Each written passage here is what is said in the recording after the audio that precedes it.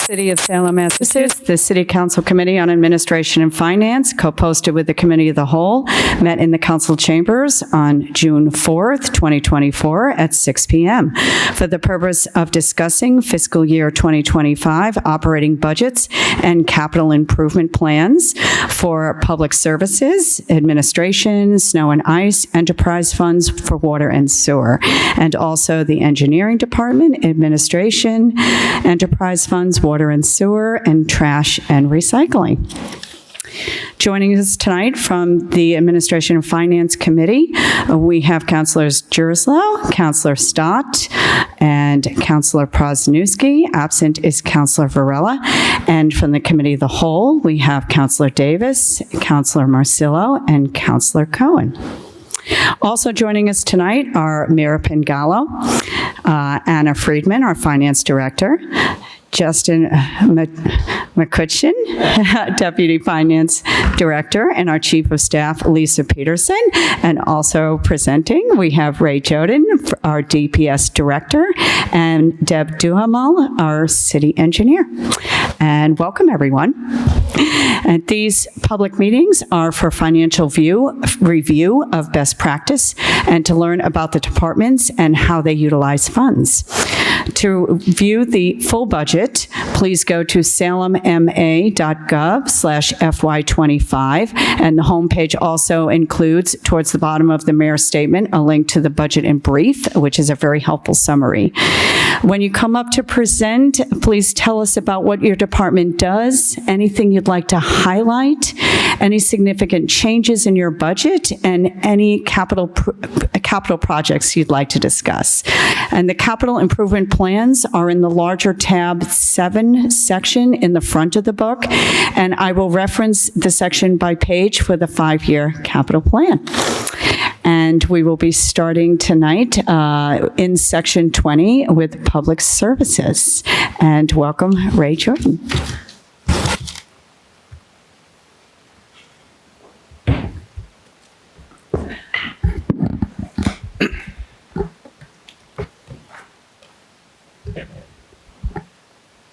Thank you for inviting me tonight to present the Department of Public Works budget to the City Councilors this evening. I first want to thank my staff, as I'm very lucky to have dedicated individuals that want to make a positive difference for all the Salem residents. The Department of Public Services manages more than $3.8 million a year in city funds. This money is primarily used to maintain 98 miles of streets, including trees, sidewalks, 34 parks, 28 playgrounds, 48 common areas, and 5 cemeteries within the city limits. To remain sustainable, the department relies on multiple sources of funding, including general funds, trust funds, and awarded grants. We put together today a comprehensive budget that increases the budget by 3.38% of the budget, broken down into 2 different categories. The first category is general expenditures, which includes the purchase of goods and services to help deliver quality services to the residents of Salem. The second category is personnel lines, which provides the funding for the labor force that is used to perform the work in many areas managed by Department of Public Services.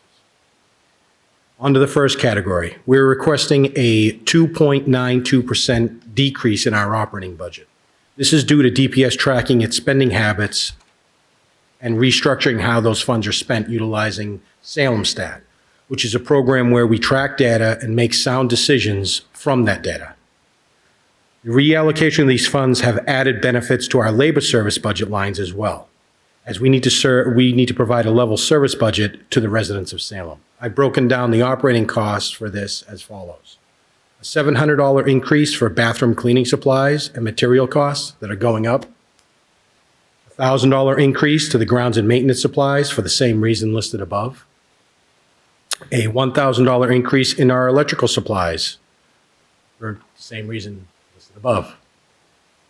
A $2,000 increase to our improvement of public spaces and sidewalks due to the rising cost of material. And a $2,000 increase to our motor pool repair lines due to the same reasons listed. Notable mentions for DPS that we were able to provide in the 2024 budget is we were able to increase 21 trees planted in Green Lawn Cemetery. We're also added 78 trees in Forest River due to the Dutch elms disease. Catchment studies were conducted in Greenlawn Cemetery to help improve the drainage system and catchment systems for the pond. DPW was also, which I'll talk about later, a comprehensive sidewalk study assessment to try to address the 15% of the highest C-click fix reported issues. Now on to our second category. One of DPS goals was restructuring the DPS staffing, and with the separation of the two departments, we decided it was the best time to accomplish this goal. We're requesting a 3.18 increase to our personnel budget to accomplish this task. Full-time salaries will be increased by $34,688, a request of $1,303 to increase their part-time line, a $4,628 increase for our seasonal line as well, and a $25,000 increase to our overtime operating costs for the increase in haunted happenings and ongoing events that are going on throughout the city. In closing, DPS long-term goals is to make sure that residents are aware of services that are available to them, but most importantly, to make sure that all the residents have a conduit to voice their opinions and concerns. Thank you for allowing me to present. I welcome any and all questions that you may have for me. Thank you. And yes, we do appreciate you and your department. It's busy. There's a lot of work. The cost for everything, as you mentioned, just continue to rise. It is a heavy lift. So you and your department are very much, and your crews are very much appreciated. I just wanted to, I had a question about a little bit more on C-Click Fix. If you see that, how the usage is, if you see it increasing, more people are kind of, catching on to that and finding that that's how they report, or do you get calls and they're not doing? So just curious about C-Click Fix. And also you mentioned a comprehensive sidewalk study. I know there has been talk about more focus on that. So you had mentioned that it would pull, I know when I've put sidewalks on C-Click Fix, when people reaching out, you get a priority rating. So I didn't know. So just love to hear a little bit more about, what that comprehensive sidewalk plan looks like, and if it will continue to pull from C-Click Fix, and what that looks like moving forward. So the C-Click Fix, we get roughly about 330 requests a month from C-Click Fix. They could range everything from trash to sidewalk issues to overflowing trash barrels, trees, tree plantings, tree inspections, you name it, it gets reported, gets analyzed by our senior program manager, then gets put into our workflow. In the sense of the sidewalk study, what we did is we only analyzed the top 15% this year for the high hazard.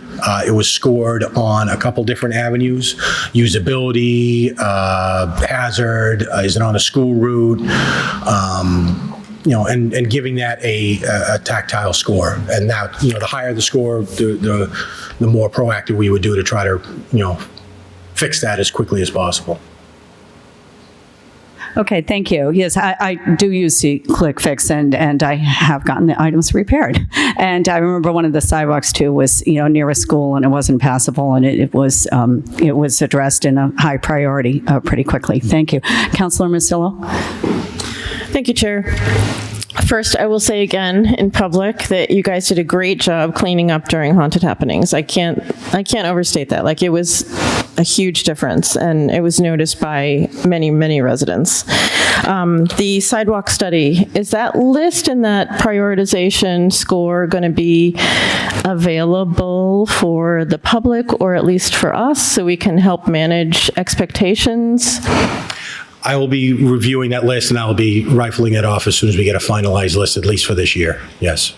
So when do you expect sidewalk improvements to start? I'm hoping as soon as July 1st. July 1st. Okay. Do you have a contractor already? I do have one contractor being finalized right now. Okay. Okay, great. All right. So now back to the rest of the list.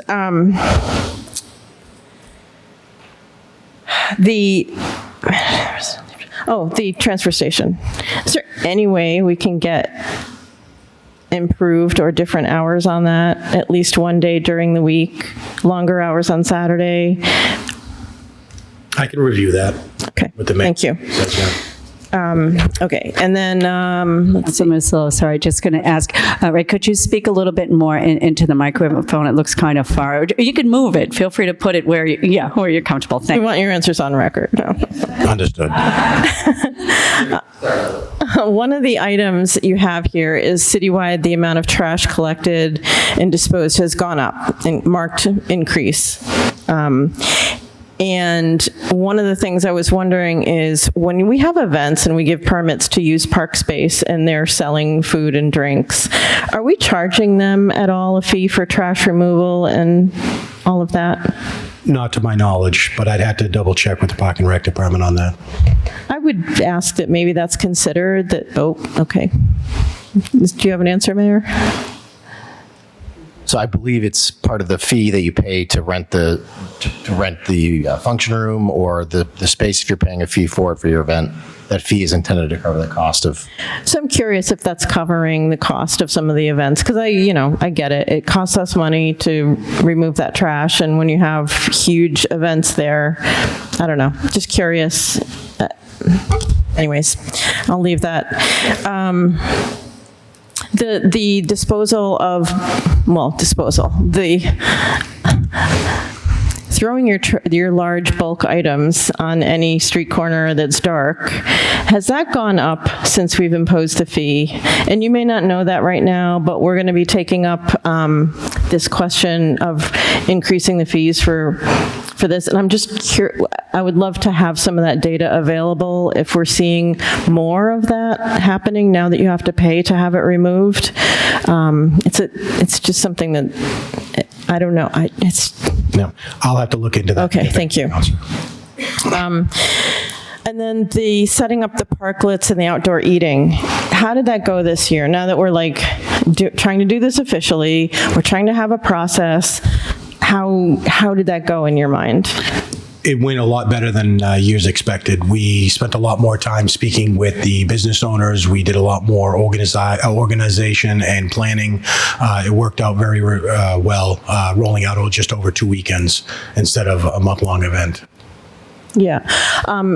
Did you wait for everything to be completely permitted before you put the barriers out, or did you have some sort of an indication that it was going to be approved before they were put out? We had a rough timeline that we passed on to the businesses, and we were in communication with all of them through view permit.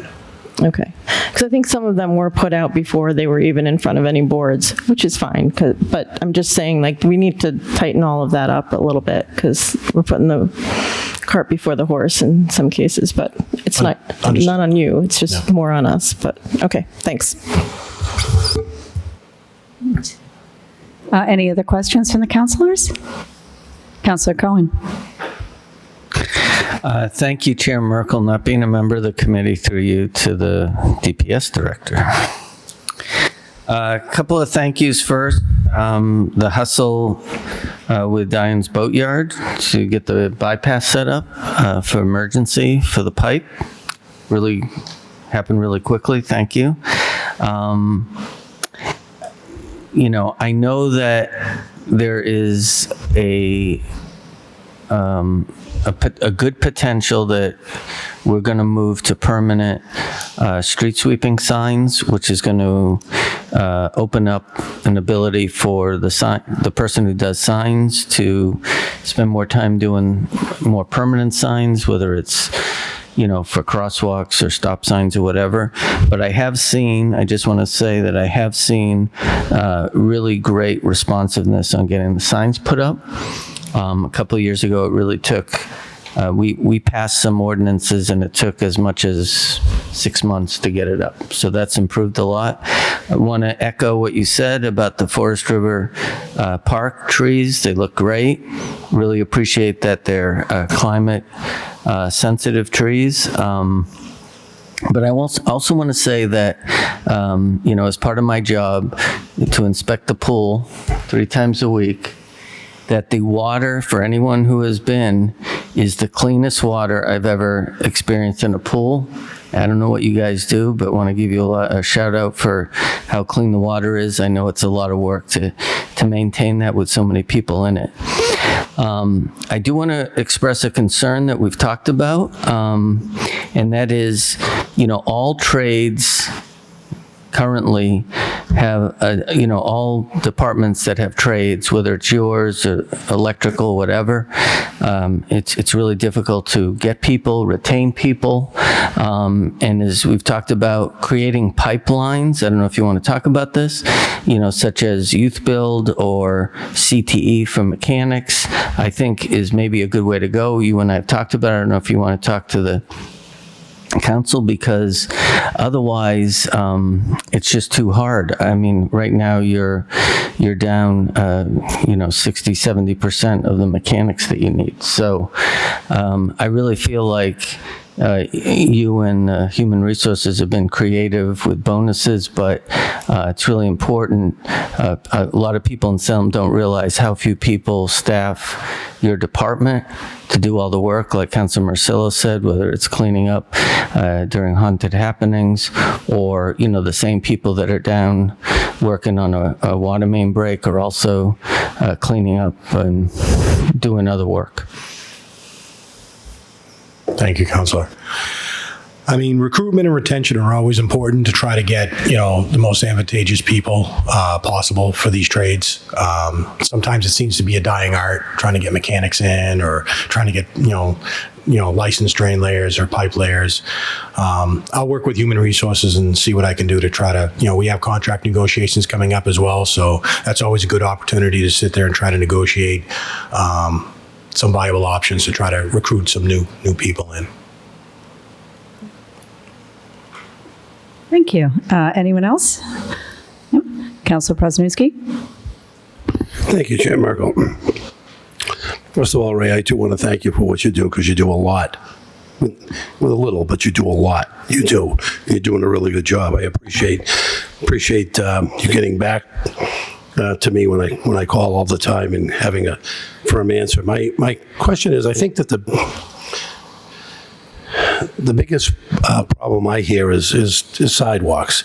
And I heard you say earlier that you take a look at the sidewalks by the amount of complaints you get on See, Click, Fix. Is that your criteria for prioritizing which sidewalks? Or do you actually have someone who goes out and looks and says, hey, Ray, this needs fixing. This one's going to get fixed, even if it's only one complaint? Because there's more sidewalks that need fixing than you have time for. We understand that. I'm just curious as how the priorities go when it comes to something like that. Thank you. No, I appreciate that, Counselor. So what we do is when we get a See, Click, Fix report, we actually assign it a work order. Our foreman will actually go on site and make sure that it's actually a high hazard right away.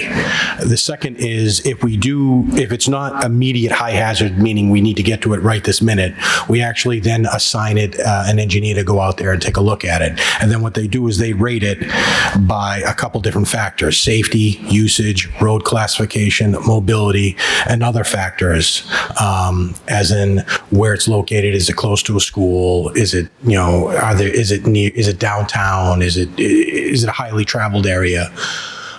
Those are the criteria for scoring, and then it gets put into a work order or a flow that we can address when funding is available.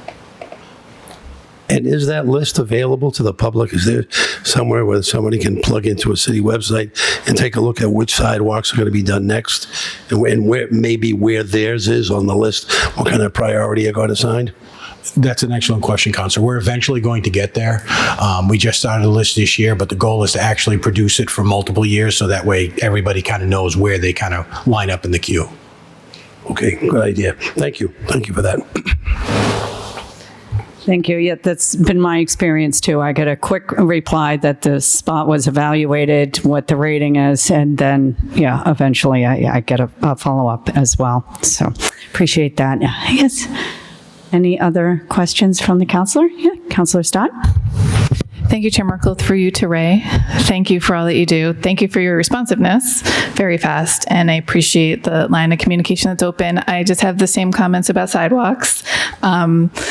definitely need some transparency, mostly for communication. I think it is just not known how much a sidewalk costs and how much effort is put into it. The number of people that call me or reach out to me and say, I put a request in December. Why is it not fixed now? I'm like, well, there are requests that are a lot longer than that we need to get prioritized.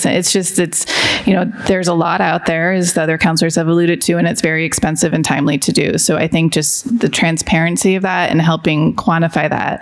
I kind of linking it in my brain to the traffic calming prioritization tool that department has. It has literally every single street in the city with a number ranked to it. So when someone says, well, I have speeding on my street, they can go look at all the streets and all the data that's been logged on it and say, ooh, okay, that's much worse than me. Or it just adds this level of transparency that makes getting the message out there a lot easier, because you got a lot to do. Okay.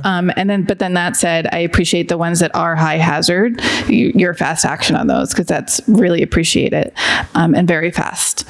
I had a question, though, about the street sweeping. It was brought up slightly, and there's been a mention of permanent signs. I'm wondering, though, how that will work, and are we looking into a more permanent, regular schedule, like every second Thursday of the month, we'll have street sweeping in certain neighborhoods, rain or shine, and if it doesn't happen, we move on. I definitely support something like that, but I'm wondering if it's being discussed at all. Right now with the permanent street sweeping signs, we're focusing areas that are on regular schedules, like you mentioned, the Point, the downtown, the corridors. We haven't really discussed what the residential neighborhood area will look like yet, but that's something to think about and discuss.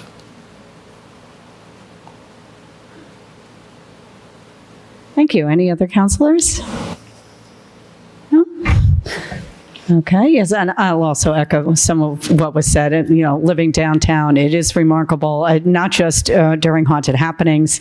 Throughout the year, we'll have events with, 10, 20,000 people plus, and within hours, it looks like no one was there. So it does not go unnoticed. Thank you. So we'll be moving then to the budget summary for the General Administration for Public Services, which is on page 540.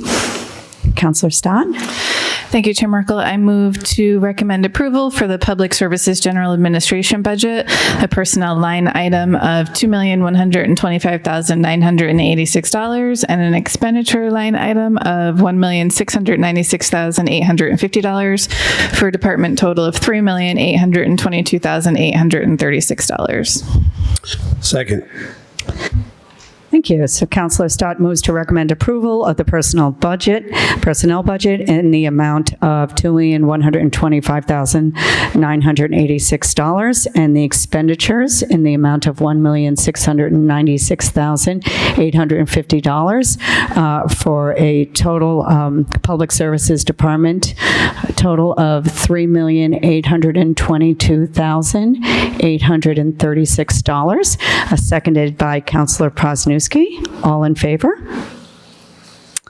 Let the record show I see 3 hands plus my own. The motion carries 4-0. Okay, and then we're moving on also in section 20 to snow and ice, which begins on page 550 with a budget summary on 553. And this is still Mr. Joden. So snow and ice, we're really not seeking any changes. We're seeking a level funded budget in the snow department line. No real improvements, no real changes. We didn't really get a lot of snow this year, so I'm more than willing to accept questions that anybody has. Yes, I'm sure that trend has been helpful. Any questions on snow and ice from the council? Councillor Cohen. Thank you, Chair Merkel. It's actually good from a street clearing concept, but it's not so good for climate change. And maybe this is something that either you or the mayor could talk about. It's kind of been talked about a little bit at the council or the finance director. I know this is kind of a fluid thing where money is put into the budget, and then at what point in time does it get pulled back if it's not needed? And I'm assuming it just goes into the general fund. So we have not yet had the experience of not needing the full amount that's been appropriated. Typically, the city spends far in excess of that amount. This is the one line in the budget where municipalities are allowed to actually spend in excess of their appropriation. And so Salem has historically appropriated around $400,000 a year, but we typically have snow and ice expenses over $1 million a year. We do ultimately then need to pay for those costs, and they are accommodated in two ways, one of two ways. One, they can be cleaned up at the end of the fiscal year through end of year transfers that I've been recommending trying to do if we've had the funds available. If the funds aren't available at the end of the year from turnbacks from other departments, then the gap in that funding in terms of what the deficit would be gets raised on the tax recap. And so that means that the revenues going into the next year need to be sufficient to cover the snow and ice deficit from the prior year. So we try to avoid needing to add to that exercise wherever possible. Would be fabulous to experience a season where we do not spend that $400,000. Just one note, one of the reasons why communities typically do not increase their snow and ice budgets year over year, because once you increase it, you're not allowed to decrease it. So if Salem said, let's make that $1 million, if we weren't spending $1 million, we wouldn't be allowed to lower that appropriation in the future. Great. Thank you. Any other questions from the councilors? Okay, so the budget summary for snow and ice is on page 553. Councilor Stott. Thank you, Chair Merkel. I'd like to make a motion to recommend approval for the snow and ice budget, personnel line item of $50,000 and expenditure line item of $408,935 for a total department budget of $458,935. Second. Thank you. So Councilor Stott moves to recommend approval of the personnel budget for $50,000. The expenditures budget in the amount of $408,935 for a snow and ice department total of $458,935. And seconded by Councilor Prosnewski. All in favor? Let the record show. I see 3 hands plus my own. The matter carries 4-0. Okay, and next we're moving on to the enterprise funds for public service, sewer and water. And I was wondering if Ms. Friedman could possibly just give us a brief explanation as to, what we're voting on, what enterprise funds are before we move on to them. Just a little brief clarity here. Thank you. Sure, absolutely. Thank you, Madam Chair. So for those that aren't familiar with the enterprise fund, particularly those that may be watching that aren't familiar with all of the intricacies of our accounting terminology, an enterprise fund, it's a separate accounting structure from the city's general fund. It's allowed to be set up under Mass General Law, and it basically establishes a separate accounting and reporting financial structure for certain types of municipal services for which a fee is charged in exchange for those goods or services. The revenues and expenses of the service are separated into that fund, separate from all other governmental activities. So they're really, in many cases, intended to be a self-sustaining fund. So it's basically like a fee-for-service type model. It's really considered best practice for things like water and sewer. And Mass General Law itemizes what types of municipal activities are allowed to have enterprise funds. You can have them even for things like skating rinks and other things that are almost business-like in nature, where you are providing a service and generating a fee that's intended to then cover and fully offset the cost of that service. Communities are allowed to subsidize from their general fund.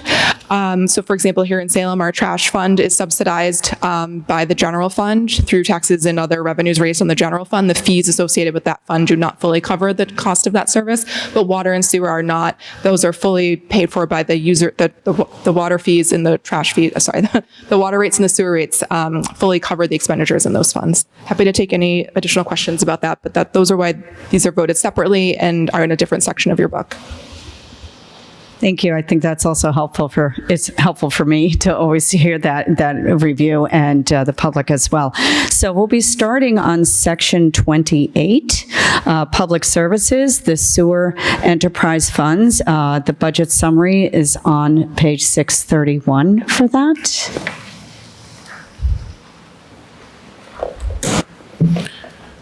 Any comments? Thanks.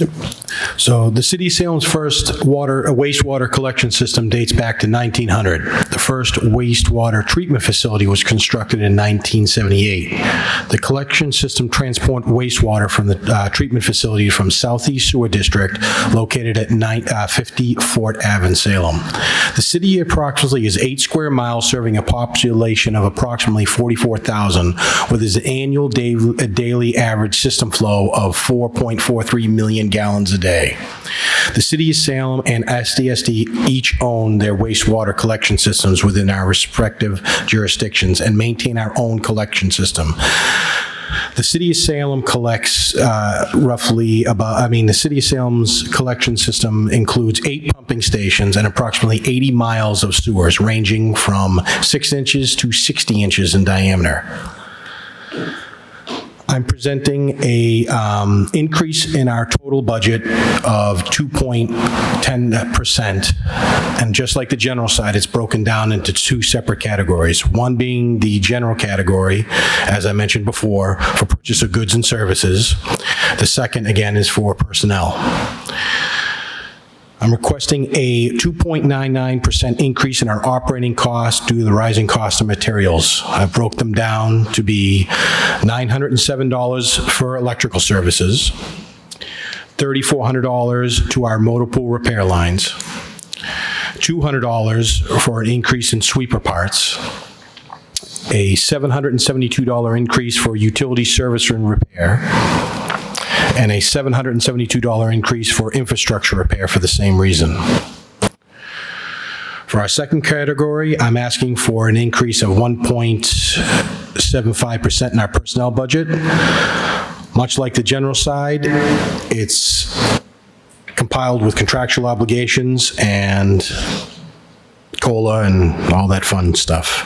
So an increase of $8,464 in our salary lines and an increase of $450 in our overtime lines.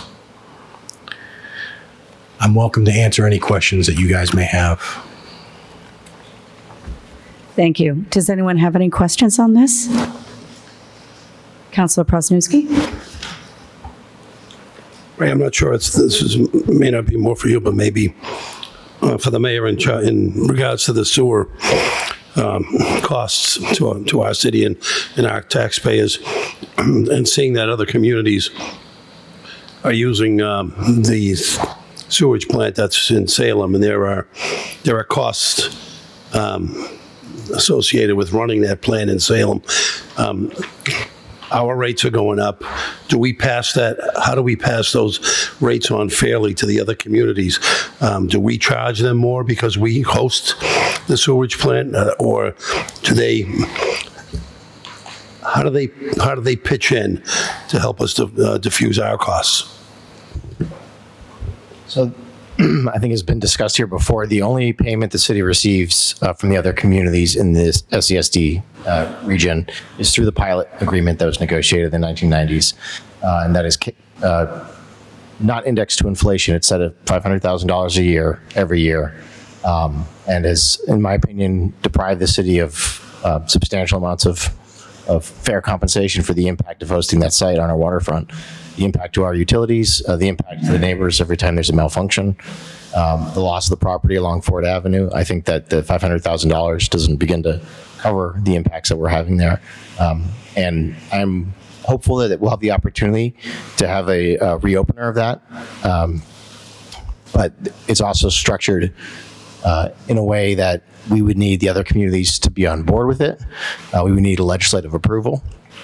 And so while I want it to happen, I'm also a realist about our ability to get there. So I'm hoping for opportunities for dialogue with the other communities to be able to reopen that when they might need some changes at SESD. But right now, that's the extent of our compensation. And those other district communities do have their own, they have their own assessments on their ratepayers for their systems. I'm glad to see you taking the bull by the horns and doing what you can. I'm sure that you'll have support from the city council on that. I just hope it moves a little bit more quickly, because you're absolutely right. There's more impact on our community than all the others, and they're paying the same as we are. So, again, thank you for that, Mayor. Yes, agreed.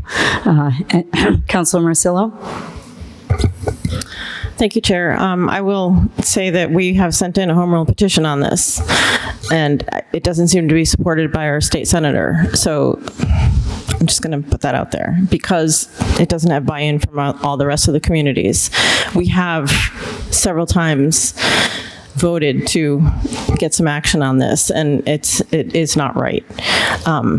So I'll just leave that there. I have a question about street sweeper brooms and why there's a line item in both budgets for it. I'm sure there's a good reason, but I wish I had an answer. I will have to look that up. well, there's one in the public services, and then there's a line item also in the sewer In the enterprise. sewer line. Yeah. Yep. So my understanding about why that cost is split amongst different budgets is because we do routine street sweeping for neighborhoods and corridors on a seasonal basis, but we also do street sweeping after a repair for if there's a break or a trench that needs to get patched, that they'll sweep the street as well. So there's a justification to have some of that cost borne in the enterprise funds as well for those pieces of equipment. Not going to argue on this, but isn't it all helping the sewer system? Isn't that why we're cleaning our streets, to keep that stuff out of the sewer? Maybe not. I don't know. I mean, it's a philosophical argument. I mean, you could say we're sweeping the streets so that there isn't debris for bicycles and cars to strike. Well, that too, yeah. Just for general cleanliness of, so it's not blowing into people's yards. Yeah. Okay. Thanks. Any other questions from the council? Okay, so the budget summary for the sewer enterprise funds for public service is on page 631. Councillor Stott? Thank you, Chair Merkel. I'd like to make a motion to recommend approval for the public services sewer enterprise funds, the personnel line item of $518,033, an expenditure line item of $208,376 for a department total of $726,409. Second. Thank you. So Councillor Stott moves to recommend approval of the personal budget in the amount of $518,033 and the expenditures budget for an amount of $208,376 for a public services department total for sewer enterprise funds of $726,409, seconded by Councillor Prosnewski. All in favor? I'll let the record show. I see 3 hands plus my own. The motion carries 4-0. Okay, so the next item is in section 29, the water enterprise funds for public services, and the budget summary is on page 652.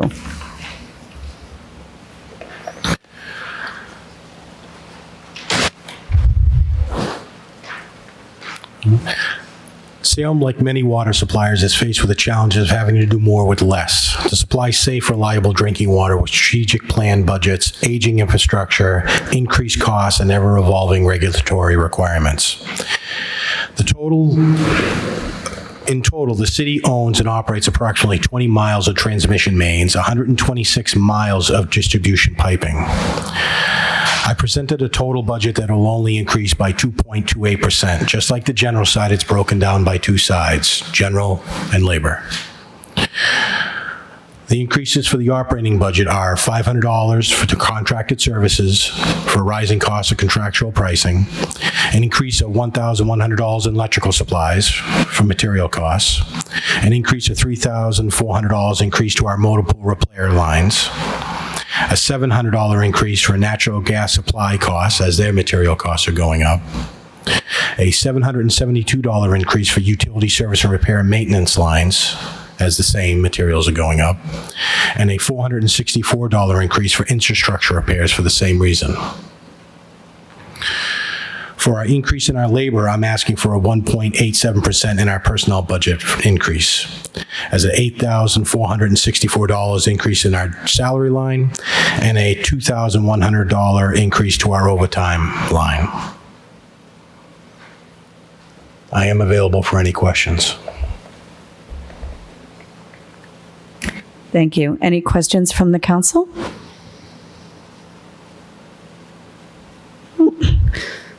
Seeing none. Sorry, Councilor Marcillo. I'm just looking at the numbers for the number of water main breaks, and it went down by 10 this year. Correct. Good thing, right? Is there any, do we know, I mean, are we running out of places for them to break? What's going on? Or the winter? Is it because the winter wasn't as... It could be a multitude of different reasons. One would be a mild winter. Two, we're actually providing annual maintenance on schedule, valve exercising, hydrant flushing. All these attributes could contribute to lower, or it could just be luck. We'll go with the first. Understood. Yeah. Thanks. Okay, seeing no more questions, we'll go on to the budget summary on page 652. Councilor Stott. Thank you, Chair Merkel. I'd like to make a motion to recommend approval for the Water Enterprise Public Services personnel or department budget personnel line item of $574,683 and to expenditures line item of $209,386 for a department total of $784,069. Second. Thank you. So Councilor Stott moves to recommend approval of the personnel budget in the amount of $574,683 and the expenditures in the amount of $209,386 for a water enterprise funds for a public service department, a department total of $784,069, seconded by Councilor Prosnewski. All in favor? So the record show, I see 3 hands plus my own. The motion carries 4-0. Great. And now we'll be moving on to the capital improvement plan, which is back in section 7 of the larger tabbed area of the book in the front, page 259.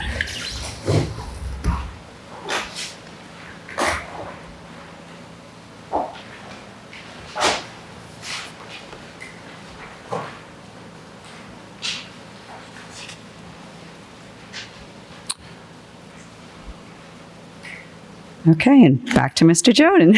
Thank you. And yes, if you'd like to. So I'm open for any questions about what I've submitted. I'd be more than happy to answer any and all questions. Great. Any questions for the capital improvement plan? Councilor Stott?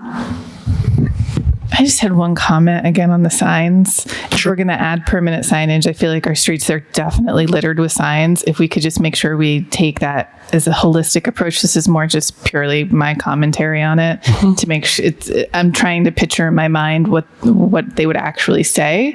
And it seems like it would be slightly confusing because our current schedule is confusing. I know it's just the entrance corridors, because I would love it to be expanded to the residential neighborhoods, because I think the orange signs all over are not the best.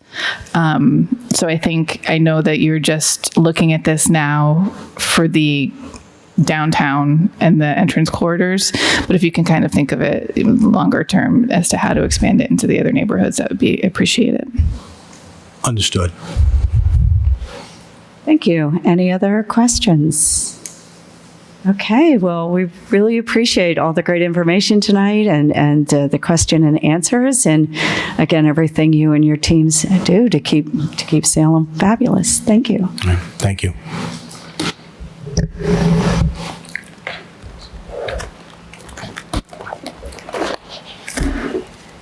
We will now be moving on to engineering with Deb Duhamel, and it begins in section 21.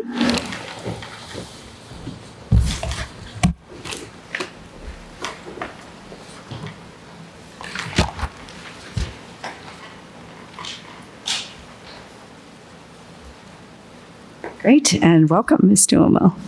Thank you. Thank you for having me.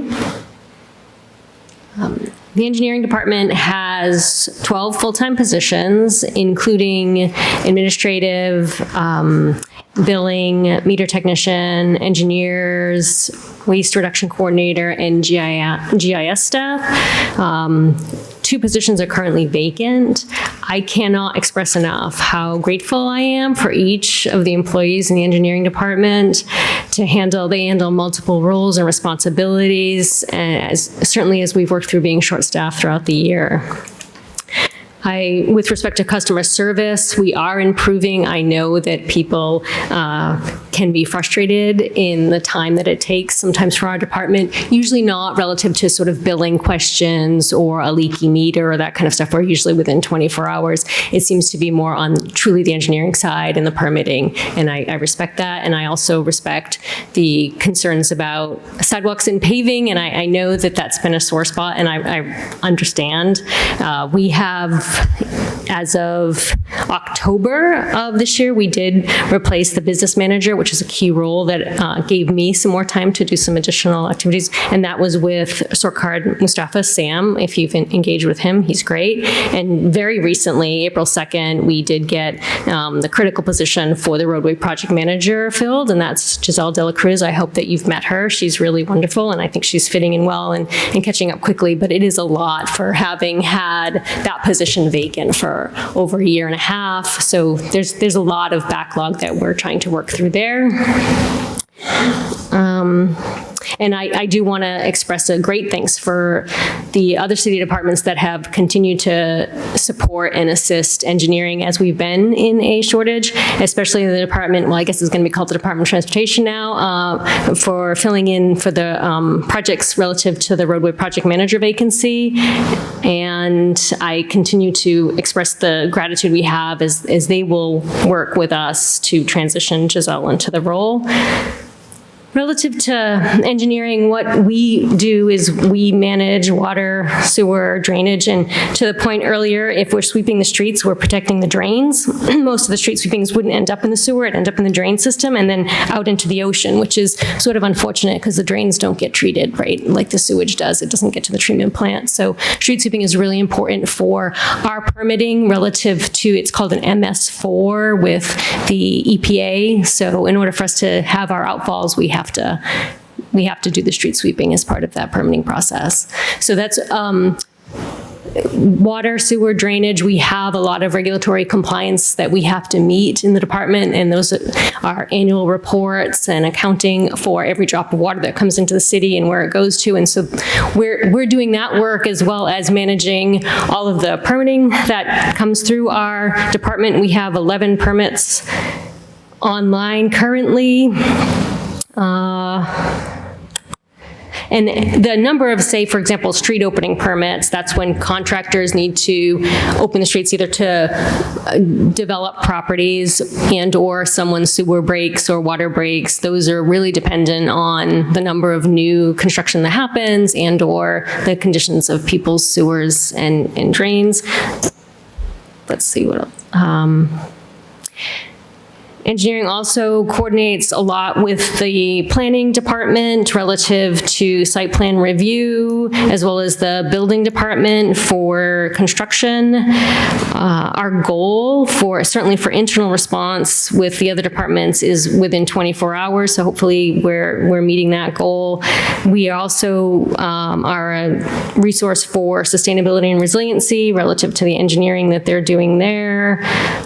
And we have a vital cooperative relationship with Ray's team on the DPS side, obviously. And I want to express my gratitude for the ability of DPS to manage emergencies. I don't think it came up here, but certainly the seawall failure at Beach Ave was entirely managed by Ray and his team. And I think that they deserve great kudos for being prompt and responsive. Let's see. We didn't pave any streets in FY24, as you are aware, and I apologize for that. But rest assured, we have the new project roadway manager, so FY25 is going to be better, and we don't lose the money. So the Chapter 90 money doesn't go away. So we have twice as much money this year. So, which doesn't go as far because everything just costs more. It costs so much even for an asphalt sidewalk, never mind a concrete sidewalk, and the paving is a challenge.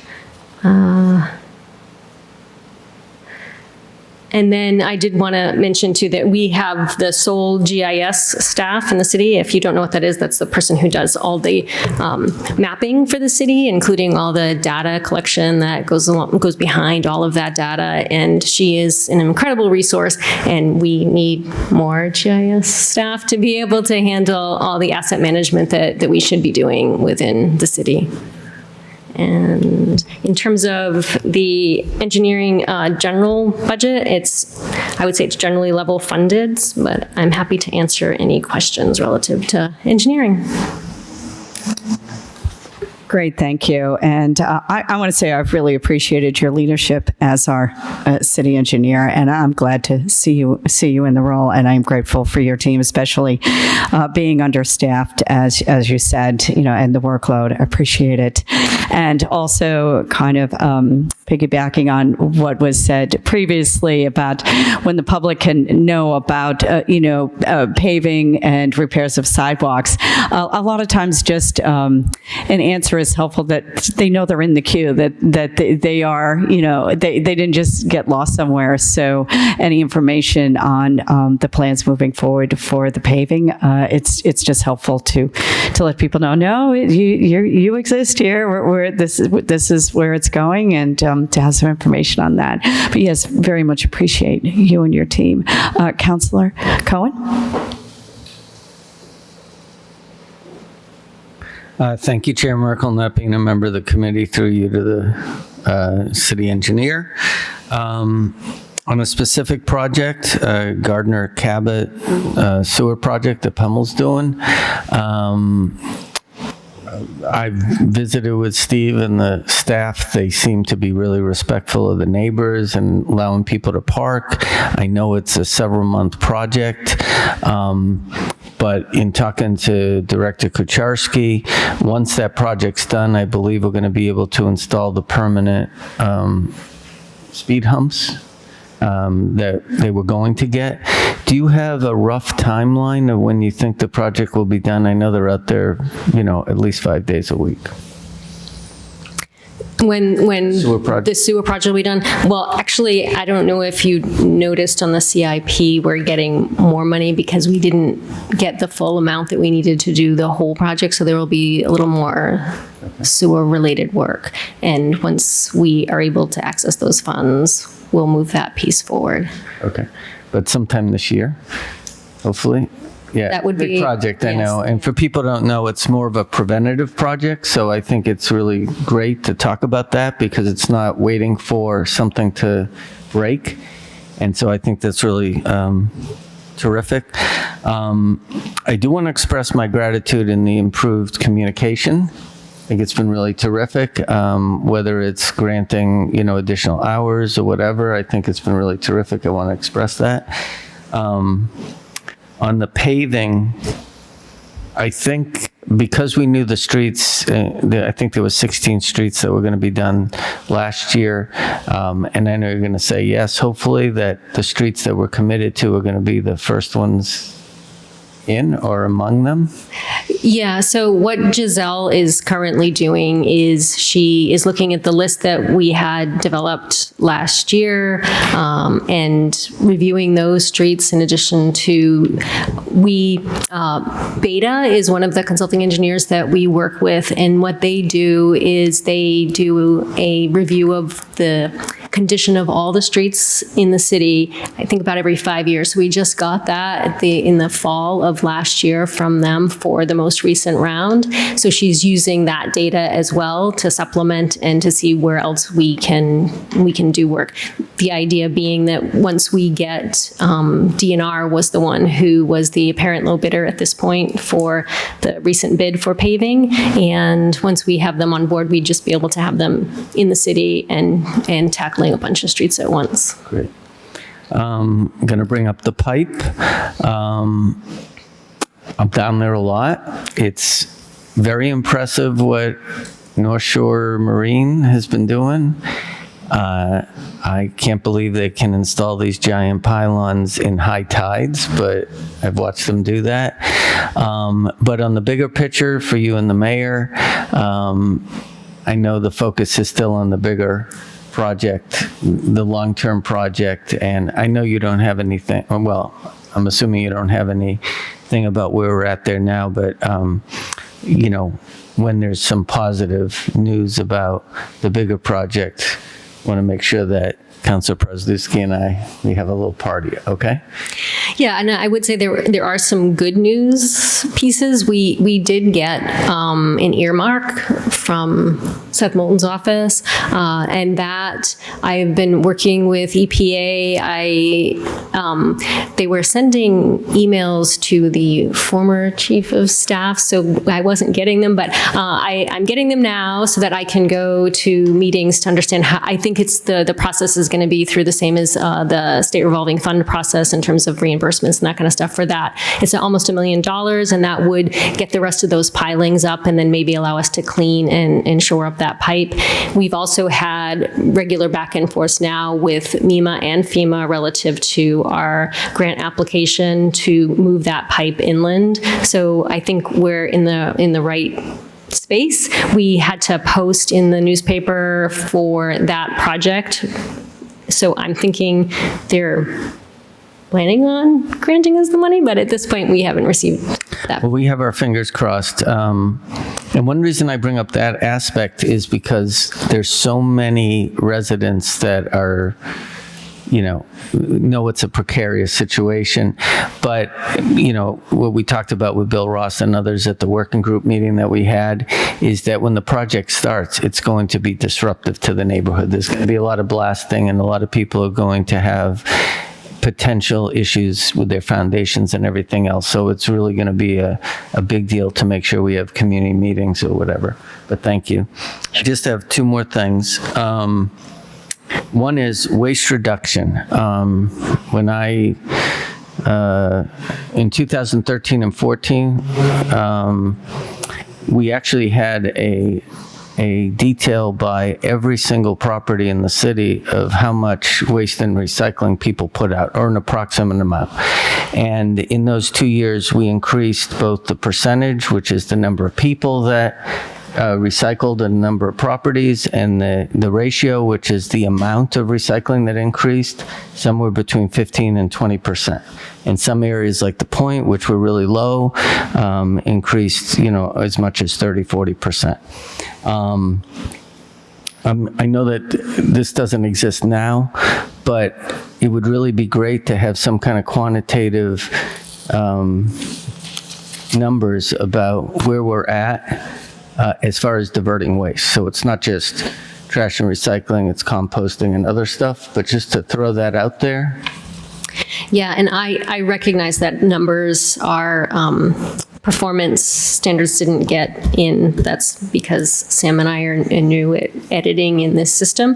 But I can tell you that composting is a big deal right now, and that's sort of where we've been looking. We estimate that we'll be able to divert probably 250 tons through compost in FY25.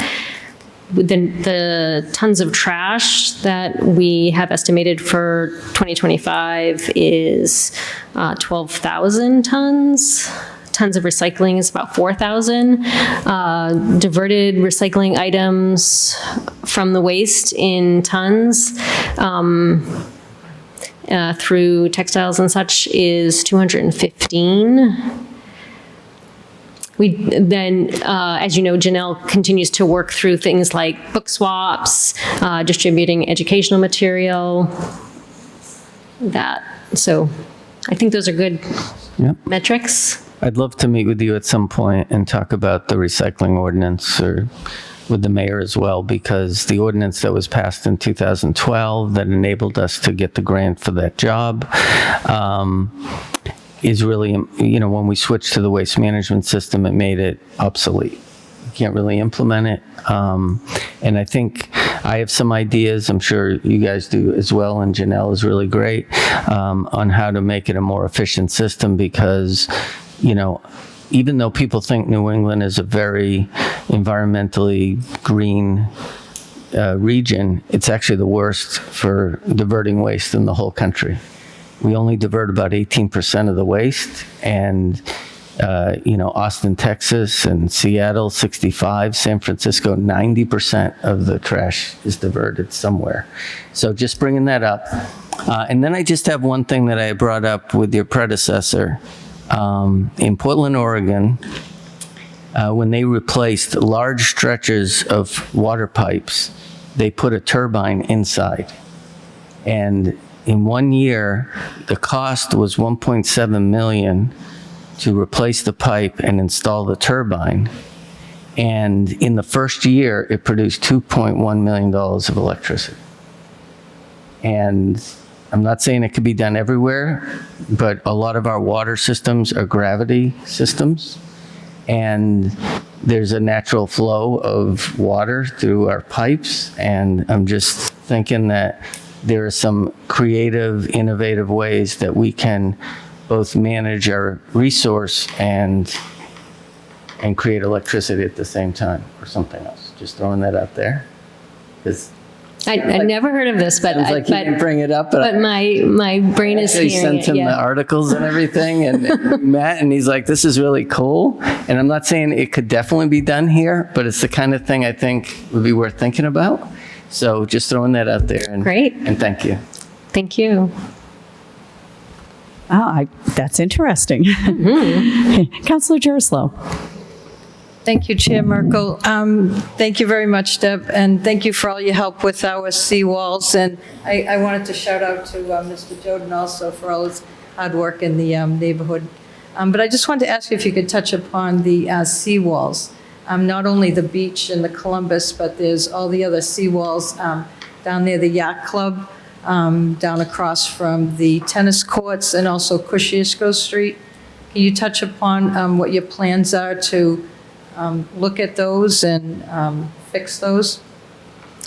Yes. Any plans on that? Yeah, so in particular, we're focusing obviously on the failed one, and the one that we've been focusing on for several years now at Columbus Ave. And then there's the continued failure along the Willows areas. So what I have done is put together a purchase order for GZA, who is our consultant, who does a lot of the work on the seawalls, to come out and evaluate those seawalls in that area and give us a ranking and next steps for all of those, so that way we could come up with some sort of assessment on where we go. And right now, relative to the Columbus Ave and the Juniper Beach, Beach Ave, where, because we've discussed that there's likely to be a shortfall on the Columbus Ave, since that funding is been around for a little while and construction costs have gone up, as we've been discussing. So we're looking at some grant opportunities to replace those. You didn't mention Kosciuszko Street. That's, they had a lot of flooding this last storm, and there were a couple reports that I passed along from the residents that there's a bunch of holes. So that would be one to really put on a high priority list. Okay. Ray, did you look at that? Okay. Thank you. Yeah. Thank you. Councilor Masillo. Thank you, Chair. I didn't see anything on the Ocean Ave West Pump Station. I didn't see any funding or anything. How are we doing on that whole thing? There was funding from last year, and So the design is being done under ARPA. So we reviewed the 60% recently. They're working towards the 90%, and we do have the funding that was put in place last year. Did you want to? The general, there was a sewer bond, I believe, last year that totaled around 10.5 million. So that would be available to start drawing down once the construction begins. Okay, so we're almost there. How long is it going to take to get to 90% design? According to the schedule that they recently, and it's a fairly aggressive schedule, but certainly doable, is we would be constructing next fall. So Constructing next fall. Yeah. Okay. The other thing is the resurvey of the city streets. A couple years ago, we had this really nice map. You could click on it. It was color-coded as to how awful your street was. It was public. It was on the website. I mean, I'm just going to say that's all people cared about was where their street ended up. Is there any way of getting some sort of a transparent method of looking at these streets and where they are in the list? on the list that we got direct from Beta, or yeah, what their assessment was. Yeah, I think we recently got an email from another counselor. And so and Maria responded with the GIS coordinator, she responded with where you can access that data. But is it available on the website? Can the general public find it if they wanted to? If we sent them there? Is there a reason why it's not? I mean, there's not a reason that I'm trying to hide it. There's a reason that I probably didn't know that it wasn't there, or that it needed to be there, or that I had time to make it accessible. Oh, that's fine. Those would be the reasons, not that I'm trying to hide it. Yeah. Okay. No, that's fine. That's fine. Yeah. Okay. And I want to make sure I get all the other ones done first here. Can you talk a little bit about, you've got an item here to evaluate the impacts of a number of large developments in the city's on the city's infrastructure and developing an alternative methodology for water, sewer, drainage impacts. Can you talk a little bit about that process? Because I think that's hitting on what we hear a lot when development is happening. We just don't have the water supply. We just don't have the sewer supply. We're an old city. Our pipes can't support this. So can you talk about what you do in engineering to figure this out for projects? I would love to talk about that. So what we have is we have rules and regulations that are posted on the engineering webpage. And the current process is that if a development is going in, then they need to inspect the sewer system for conditioning capacity for what they're proposing to connect. And they have to do a test on the water system to make sure that it has enough water to support their development, including fire flows. And then they also need to look at the drainage system if they're going to be connecting to the drainage system, which we prefer they don't. We prefer they keep their stormwater on site. That is a big goal and another requirement of our MS4 that I mentioned earlier on the drainage side of things. So what they do is they use a camera and they run it inside of a sewer, and usually they can tell if there's cracks or if there's damage to the sewer. Usually you can also see the staining on the walls of the sewer to see how high it typically flows and whether or not there's more capacity for that development to connect in. If it is deficient in capacity or condition, then it's on the developer to make the repairs to the sewer system. And if the water system is deficient as well, it doesn't have enough pressure to service their property in the project that they're proposing, then they also have to make upgrades there. Same with drainage. Okay. The alternative system would be a fee. So it would be a fee-based system where, depending on how many gallons of sewage that you're going to be putting in the system or how many gallons of water you're using, then we would assess a fee. And then that money could come back to engineering. We'd need more staff, but then we'd be able to do the improvements ourselves as opposed to the developer doing the improvements. We'd be able to do the inspections and the improvements. within house.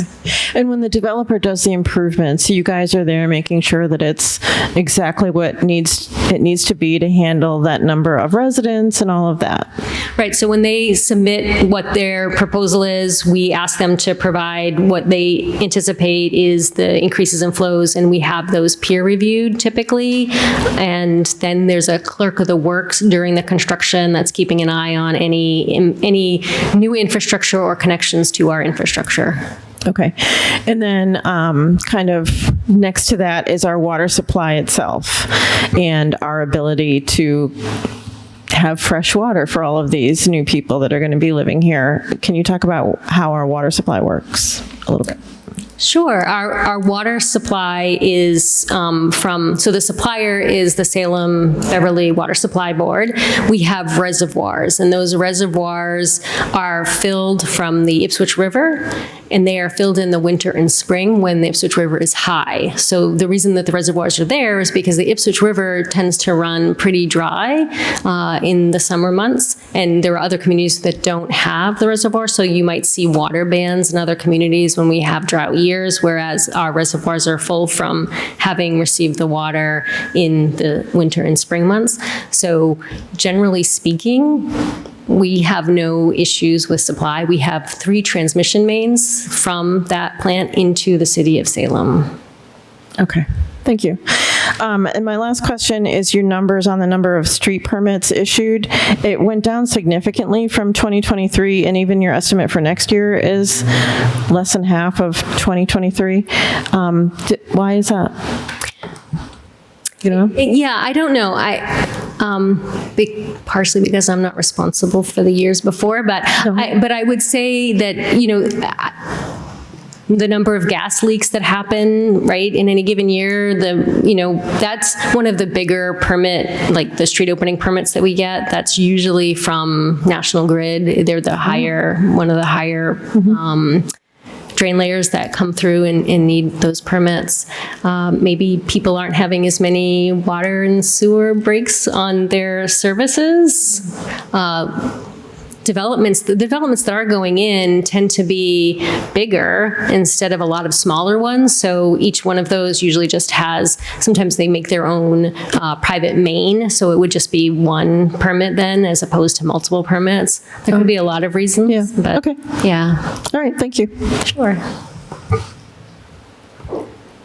Thank you. Councillor Stott? Thank you, Chair Merkel. Through you to Deb. I'm going to piggyback off of that. Thank you for all that you do. Also, the engineering question was really great because I feel like I've learned a lot about that, especially with the developments along Franklin Street. And why is HMA still standing? I won't ask that now. Okay. I have an answer. But I think a lot of what you just explained is a reason for the delay there. My question, though, that I had was related to the utility work and street work kind of go hand in hand. Is there anyone in your department that follows up on the street opening permits from National Grid or other utilities that come in and do trench work and then patch it? Like, I feel like I have a lot in my neighborhood that were patched, and now we're fixing them with potholes and creating temporary Band-Aids, whereas it wasn't actually finished.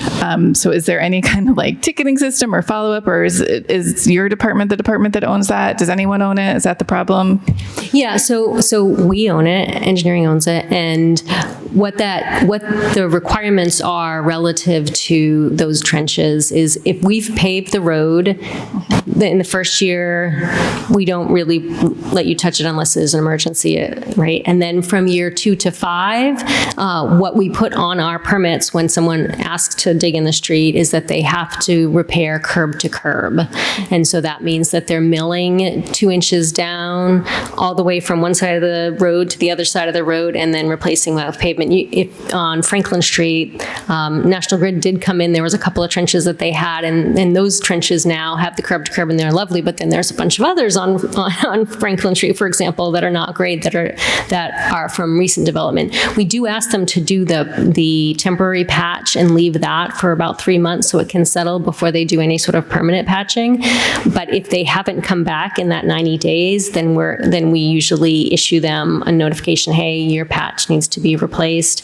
National Grid goes by Department of Public Utilities at the state level requirements, and those trenches aren't supposed to be off by more than 1/4 of an inch, right? We've been through this. So what we do is we generally have a running list with them. They do have a new person who is really just doing the restoration for them, and she was doing a great job, and then she went out on maternity leave, and so she's back now. So Giovanna has been working with her with our backlist, because it's not just those patches in the street, but when they take out a concrete panel on a sidewalk and they replace it with asphalt, they're supposed to come back and replace it in kind with the concrete. So that we are coordinating with National Grid, but we're sort of subject to their process, and I don't know what else we can do. I have a few ideas. We do provide that approval in the first place. We can hold that. But so would it be Giovanna? Because I have a list of like Flint Street sidewalks that haven't been, and I'm talking over 12 months, close to 2 years. So is it Giovanna to reach out to? Yes. Thanks. Yep. And I know the ones on Flint Street as well. Yes. Councilor Prosnewski? Thank you, Chair Myrtle, through you to Deb. Deb, just a couple of things and a couple of comments. Thanks for stepping in to unknown territory where the culture and the atmosphere around here is probably a little different than where you came from, but you're learning fast, picking up the ball and running with it very well. So thank you for that. Something that was happening before your time was the big flood mitigation project on Canal Street that was supposed to divert water into a holding tank that was going to be on Salem State College property, and that was going to be pumped out through Forest River into the pond over there. And it appears that has stalled or failed, and so I'm not sure which one it is. Are we still going forward with that, or is that dead in the water because of the Salem State University issues?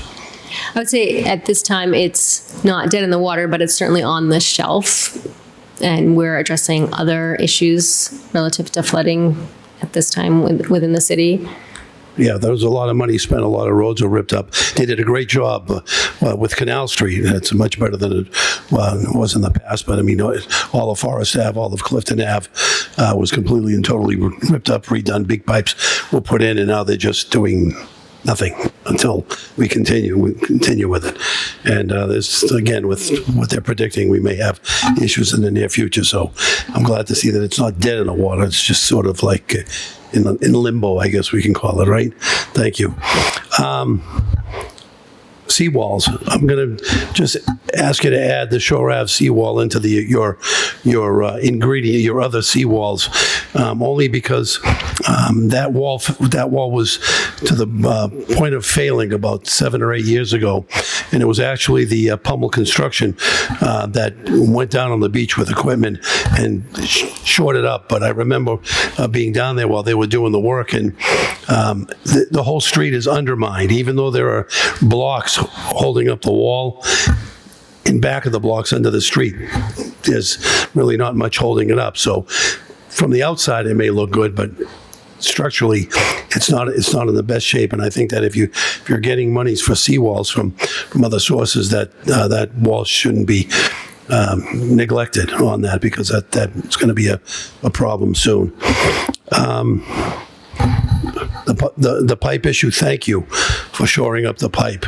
I don't know if the residents really realize that you deflected a pretty good disaster if that pipe ever went. The impact on the residents, on the houses not being able to flush toilets or use their water, if that pipe ever broke, or the environmental impact that it would have had on the inner harbor. By doing the work that's being done now, at least it gives us a little bit of a sigh of relief that that's not going to go. But I think a lot of that gets unnoticed, and it should be brought up. And thank you for getting right on that very, very much. The last thing is, and it was talked about with the other councilors, is the streets, the paving. When can we expect paving to begin, and where does it begin? When we need to finalize the contracts with the paving contractor, and then to use the Chapter 91 money is we have to give the list to DOT first.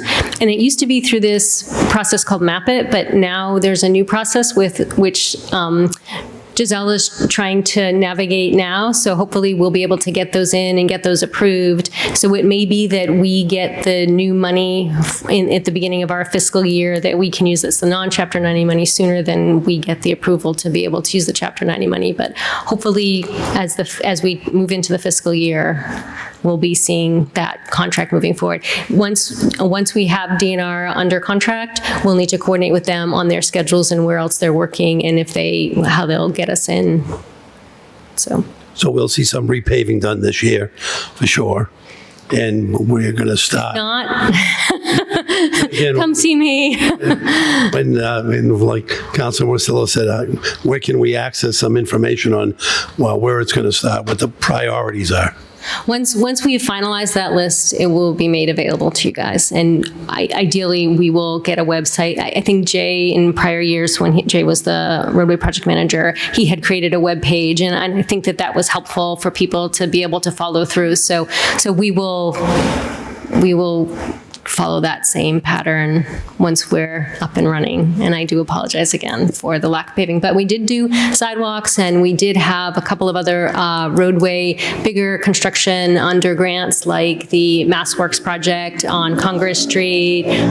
So I think that's a positive. We did do sidewalks. We continue to do sidewalks on Derby Street, and those are expensive. They are brick. They're very expensive. We also did a couple sidewalks in the Point on Park. We did the sidewalk along the Furlong Park and on Franklin Street. So we weren't not active at all relative to sidewalks and streets, but we didn't pave any streets.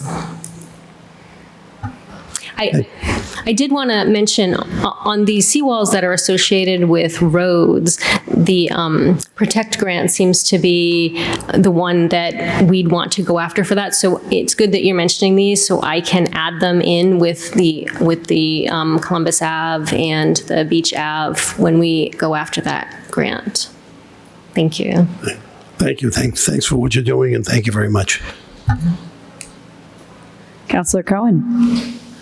Thank you, Chair Merkel. I just want to follow up on Councilor Prosnitzky's inquiry about Canal Street. It's kind of disturbing, and the good news is when we replaced the 12-inch pipes with 48-inch pipes, some of the businesses were not in danger of not being able to operate.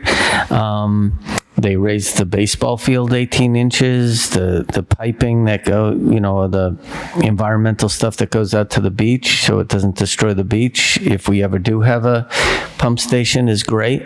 But I do want to bring up something that kind of goes in line with what Councilor Marcelo Stott and Prosnitzky said.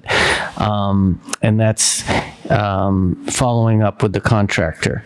When they replaced the sidewalks as part of that project on Clifton, they took all the trees out, and it's all concrete. There's no trees. It's basically a heat zone. The residents, even though they're fairly new sidewalks, that's on the north side of Clifton, we've talked to residents who cannot walk on that side of the street on that sidewalk because it gets so hot. And that's something that, it's part of the process. They should have, every so many feet or whatever, should have had a tree there because there were trees there before. So I just want to mention that. I know it's not, wasn't under you, but it's a good example of how, without doing the right planning, projects can adversely affect some people. Thank you. Thank you. Any other councilors with questions? No? Okay, so we'll move on to the budget summary page on page 558. General Administration, Councilor Stott. Thank you, Chair Merkel. I'd like to make a motion to recommend approval for the engineering general administration budget with the personnel line item of $119,174, an expenditure line item of $26,000 for a department total of $145,174. Second. Thank you. So Councilor Stott moves to recommend approval of the personnel budget in the amount of $119,174 and the expenditures in the amount of $26,000 for an engineering department total of $145,174. Seconded by Councilor Prosnewski. All in favor? I let the record show. I see 3 hands plus my own. The motion carries 4-0. So next, we are moving on to the enterprise funds for engineering, and we'll start with Section 28, engineering the sewer enterprise funds, which start on page 636. So again, that's Section 28.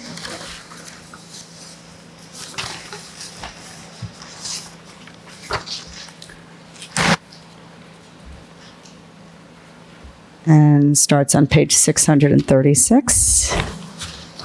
Right. And these are the sewer enterprise funds for engineering. And Ms. Duhamel, do you have any comments or just? Yeah, this, I noticed this doesn't have any measures, so I wanted to offer that. So sewer also includes drainage, although they are separate, as we've discussed. So drain is stormwater, and that does not get treated. It goes directly out to the ocean or the rivers. And then sewer does go to the treatment plant at SESD. We cleaned 2,347 catch basins this year. We have run a camera inside of 11,400 feet of sewer. We generally do that when there's a problem. Someone calls about a backup, we will investigate, but we also do it before we pave roads. So even though we weren't paving roads, we have been doing some investigations to make sure that when we pave them, we won't have to dig them up because the sewer is in bad shape. And to that end, we have lined 8,000 feet of sewer so that it can be sound and not have to break when we pave on top. Happy to answer any questions. Thank you. That's helpful to know. Any other questions? No? So, Councilor Stott? And again, that's page 638. Thank you, Chair Merkel. I'd like to make a motion to recommend approval for the sewer enterprise engineer budget, personnel line item of $220,828. Expenditure line item of $1,010,212 for a department total of $1,231,040. Second. Thank you. So Councilor Stott moves to recommend approval of the personnel budget in the amount of $220,828. The expenditures budget in $1,010,212 for a engineering sewer enterprise funds total of $1,231,040. Seconded by Councilor Prosnewski. All in favor? Let the record show. I see 3 hands plus my own. The motion carries 4-0. Now we are moving on to Section 29, the engineering, for the engineering department, the water enterprise funds, which starts on page 657 with a budget summary on 660. So we're starting on 657.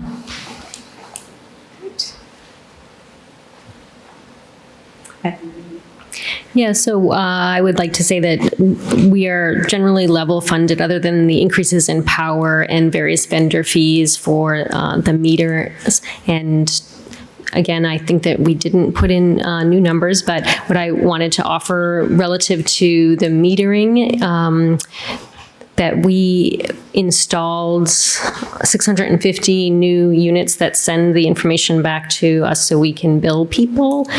We have a meter tech who is very, very busy. He did about 900 appointments, and that has to do with when we are billing.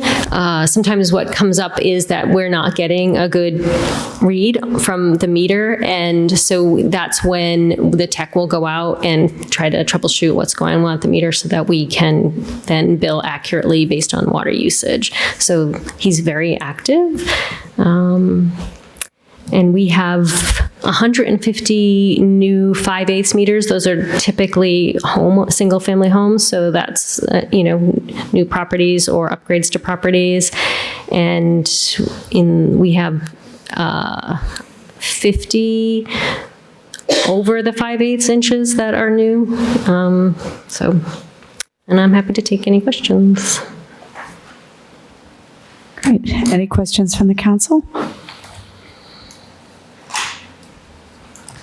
No, seeing none. On page 660 for the budget summary, Councillor Stott. Thank you, Chair Merkel. I'd like to make a motion to recommend approval for the engineering water enterprise budget, personnel line item of $220,828, expenditure line item of $796,487 for a department total of $1,017,315. Second. Thank you. Councillor Stott moves to recommend approval of the personnel budget in the amount of $220,828 and the expenditures in the amount of $796,487 for an engineering department water enterprise total of $1,017,315.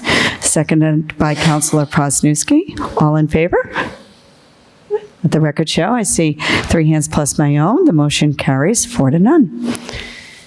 Okay, next we have the next section, engineering and the trash and solid waste enterprise funds. And this has a budget summary on page 673. And if you'd like to tell us a little bit about that. And one question I had too that I was wondering about is the trash personnel, the full-time percentage change for the full-time salaries. I'm just curious about that on page 673. And yes, anything else you'd like to tell us about? So you're asking about that there's an addition of a... Yeah, what it says on the engineering solid waste, trash and solid waste personnel, where it says the full-time salaries. I was just curious, as a percentage change of 48%. Just curious, it just kind of stood out to me. Just to provide some clarity on this item, the previous, when the role of city engineer was also combined with DPS director, that individual salary was split 7 ways, and now our city engineer's salary is split 4 ways, and so it's additional allocation, personnel allocation. Additionally, the employee who's currently, there's an employee who's currently paid off of a grant, which we've determined the allocation is not entirely, a previous allocation was not entirely correct on that grant, and so that allocation's been slightly adjusted to properly accommodate that employee's salary. That's the recycling grant. Great, thank you. That's interesting. Any other comments you'd like to make? Well, I think I went through the numbers when Councillor Cohen asked the question about the trash and recycling, so I'm happy to just take any questions. Any questions from the council?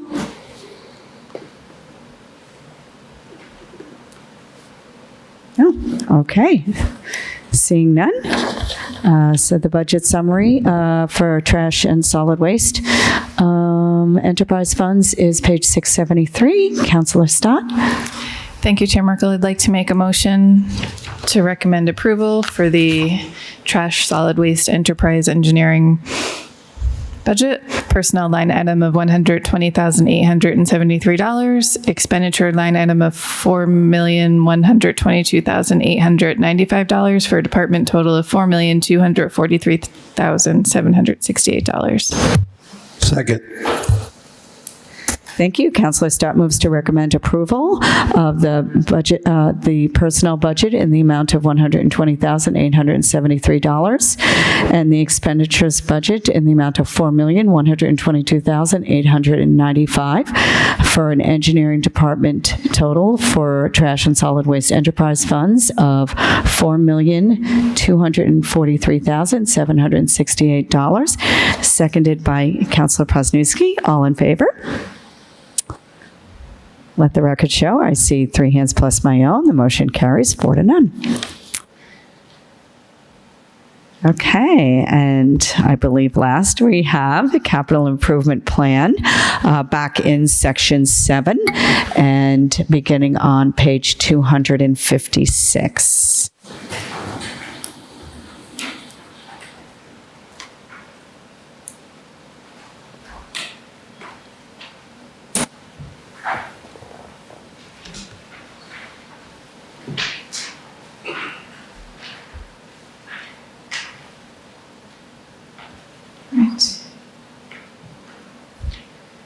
Okay, anything you'd like to point out or discuss? I suppose the only discussion point I have is there's several projects that we're receiving ARPA funding for, and those have been projects that have been already designed and they're ready to go, so they're appropriate for the ARPA funding, and I think it's a great use to tackle some of these past issues in locations where we have been wanting to improve either the collection or the distribution system in those neighborhoods. As agreed, the ARPA funds have been very helpful. Yes. Very helpful. Any questions from the council? Councilor Marcillo. Thank you, Chair. Yes, thank you for funding the Laval, Horton, that whole area. I will say Laval was one of the streets that had the worst rating years ago, and they've been promised a new street now since I've been a councilor. So it's been waiting on this project, and so thank you for getting this to move forward. Do we know once you get the funds, do we know when that will happen? What's the process? I received an email today from James that I don't have to wait. I can go. So I didn't know that. So yeah. Okay. Yes, Mayor Pangallo. So this is probably a good opportunity to point out in the capital budget that's presented to you, the ARPA funded projects don't require council votes. So we're not waiting on July 1 for these things because of the timing that's required by the end of the year for obligating the funds under ARPA, the Treasury rules. So these projects are all projects that there's a whole bunch with the schools that they want to do over the summer related to chillers. We're trying to get them moving as quickly as possible. Some projects are already underway. A number of the projects are already happening, but they're included here for transparency purposes. Yeah, Jefferson Wilson intersection. Okay. And the school ones you mentioned, are they ESSER funds or ARPA? They're ARPA funds. Okay, just for clarity. Okay, great. And what again is the timeline for, the required use of the ARPA funds? I can't remember off the top of my head. All funds must be obligated, which basically means under contract, encumbered to be spent without any modifications that would be allowed afterwards by December 31st of this year, so 6 months from now. And then all funds that are still being spent down after that must be fully spent by December 31st of 2026. Under guidance from our auditors, we've been highly encouraged, I think, as most municipalities have, to spend down as much as possible before that December 31st deadline, because if anything is obligated and for some reason not spent, we will have no opportunity at that point to further allocate it to something else. So we are being very aggressive to spend whatever we can before December 31st and only have a minimal amount that is still spending down after that, which is under contract. Right, I couldn't remember. The allocation date is December 31st of this year. Yeah, great. Okay, any questions from the council? Seeing none. Okay. Again, I will say thank you for your leadership, for the work, the hard work your department does. It's seawalls, the pipe, infrastructure, roads. It's a long list, and your work is very much appreciated. Thank you, and the communication as well. I'll echo that. Thank you. Great. Thank you all. As I always want to say, the finance team that's here, the mayor, all the work that goes into these budget hearings. Appreciate it. Great. I'll entertain another motion. Yes. Okay. All in favor? Yep. Meeting adjourned. Thank you.